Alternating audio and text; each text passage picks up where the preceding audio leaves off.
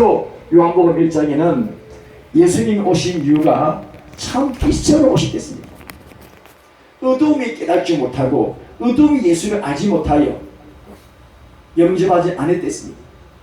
12절 말씀 보면요, 영접하는 자, 예수 그리스도를 영접하는 자, 꼭 그 이름을 믿는 자들이 하나님의 자녀가 되는 권세를 주셨다고 말씀하십니다. 아멘. 그래서 예수님의 탄생은 하나님께 큰 영광이 됩니다. 아멘.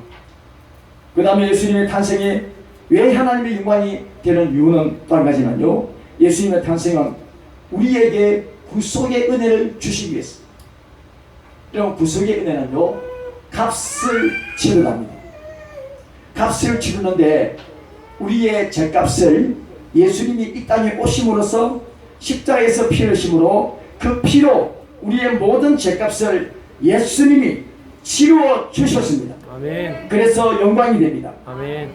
그리고 예수님이 이 땅에 오실 때 어떻게 오셨습니까? 어디에 태어나셨습니까? 짐승의 구유에, 짐승의 구유에 태어났었습니다. 말씀을 한번 보시겠습니다. 자, 12절 말씀 보면 너희가 가서 강구에 쌓여 구유에 누워있는 아기를 보리니 이것이 너희에게 표적이니라고 말씀하고 있습니다. 구유에 누워있는 아기를 보리니 이것이 너희 표적이냐. 이단들이 이렇게 막 예수라는 사람이 우리나라에도요, 이 100명이 다 내려간답니다. 하나님이다 예수라는 사람이요. 그러면 그들이 어디서 태어났느냐? 병원에서 태어났든지 집에서 태어났든지 어디 다른 곳에 실만한 곳에 태어났습니다. 예수님은요, 성경에는요, 어디서 태어났습니까? 베들레헴, 유다 땅 베들레헴, 다윗의 동네, 다윗의 동네에 태어나서 다윗 동네는 베들레헴입니다. 베들레헴에서 어디서? 구유에. 구유는요, 말이나 소나 돼지나 그 음식을 먹는 밥그릇입니다. 그 밥그릇에 예수님이 태어났었습니다. 예수님이 이 땅에 오실 때에 어디에 누울 곳이 없었어요. 어디에 쉴 곳이 없었어요. 그러니까 창고에서 어디 이렇게 짐승에 지내는 그곳에서 구유에 태어났었어요. 왜 구유에 태어났습니까? 구속의 은혜입니다. 구속의 은혜. 우리에게 가난을, 예수님이 가난하심으로, 가난하게 태어나심으로, 가난하게 사심으로 우리를 부여하기 위해서, 우리의 가난을 깨끗하게 청산하기 위해서 예수님은 값을 치르시고 구속의 은혜를 주셨습니다. 아멘. 그러므로 하나님께 영광이 됩니다. 아멘. 참으로 우리나라도요, 예수 믿지 않으면 참 불쌍한 나라입니다. 우리 이럴 때요, 참 인사가 저 먼저 이야기했죠. 유대인들은 샬롬, 평화잖아요. 우리나라에는 식사했습니까? 밥 먹었습니까? 아침에 하도 많이 굶으니까. 그것이 인사입니다. 근데 예수님이 우리나라에 성령으로 선교사를 보내셔서 선교사 통하여 교회가 세계적으로 많은 교회 나라가 우리나라입니다. 얼마나 잘 사는 나라. 세계요 다니봐도 우리나라처럼 잘 사는 나라가 없습니다. 얼마나 좋은지. 왜 그렇습니까? 우리나라에 큰 교회가, 세계에서 큰 교회가 다 있고 유명한 사람 다 있고,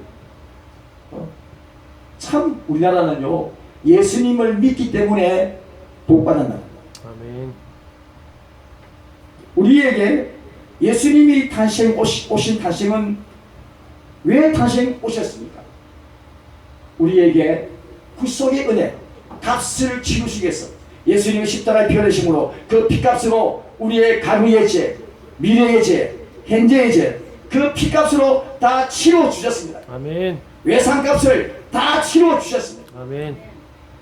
모든 값을 치러 주시고 우리를 깨끗한 하나님의 자녀로 불러주신 이유가 되기 때문에 영광이 됩니다. 아멘. 이 연말이 되면요, 이 가요계에서 방송국에서 시상식을 합니다. 시상식 할 때 신인상, 인기상 여러 상이 있습니다. 이 상 받은 소감을 이야기를 물어봅니다. 물어보면은 그 중에 기독교인들이 만 아니더요. 기독교인들이 참 많습니다. 그 중에 믿음 있는 사람들은 이 모든 영광을 하나님께 돌립니다. 이런 보신 줄 압니다. 하나님의 영광을 위하여 이렇게 쓰임받는 것에 대해서 감사해서, 하나님께서 영광 주신 것에 대해서 감사해서 영광을 돌리는 것을 볼 수가 있습니다.